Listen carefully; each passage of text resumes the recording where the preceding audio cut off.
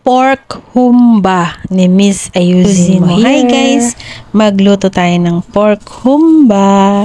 Ayan, nagutom na naman ako sa ulam. Hello guys, eto nakabili ako ng pata.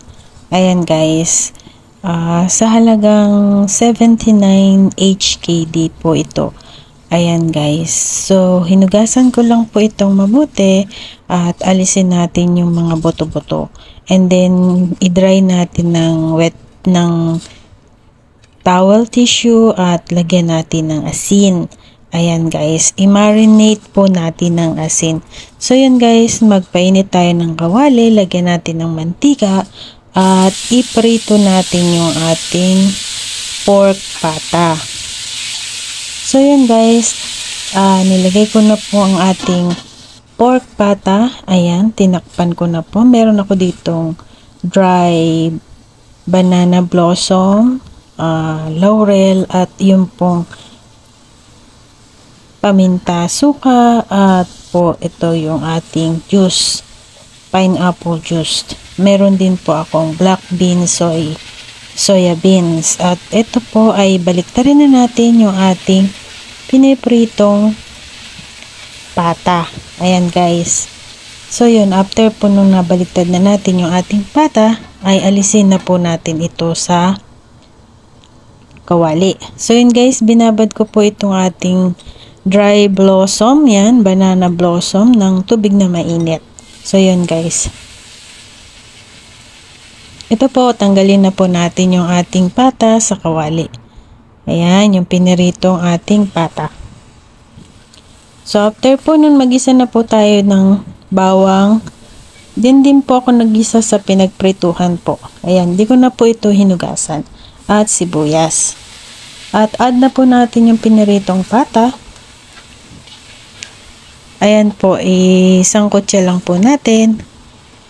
So, ayan po, after po nun ay lagyan natin ng soy sauce. Ayan po. At gumamit din po ako dito ng dark soy sauce, laurel, paminta pong buo. Hindi po ako gumamit dito ng pamintang durog. At ito na po yung banana blossom natin. Add na po natin.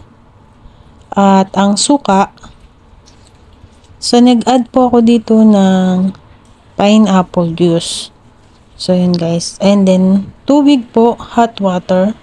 Ang ginamit ko po dito yung rock sugar, brown rock sugar, at yung ating black soya beans. At after po nun ay takpan lang natin at pakuluan. So yan guys, to kumukulo na po yung ating pork humba. So yan guys, nag-check lang po natin kung matutuyuan na ang sabaw. Kaya palagi ko pong bubuksan at chine-check yung ating pork humba. So ito guys, medyo matutuyo na yung sabaw niya. Ayan guys, haluin lang po natin ito, yung ating pork humba. Ayan guys, tikman nyo lang din po kung okay po yung tamis at ang alat natin. Seasoning po, kung mag-add lang po kayo kung ano pong panglasa ang gusto ninyo. So yun guys, pakuluan lang po natin ng pakuluan ito. Ito po, medyo nagtitik na po yung sabaw ng ating pork humba.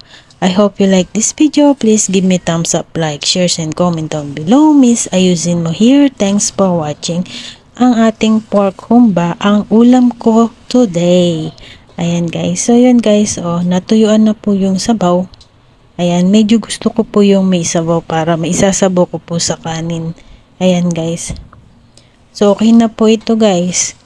Luto na po ang ating pork humba. Ayan po. Nagtik na po yung sabaw at malambot na po ang ating pork humba. Ganito lang po pala kadali ang magluto ng pork humba. Ayan guys. Konti lang yung pork.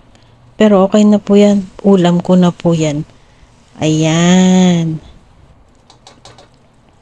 Thanks for watching. I love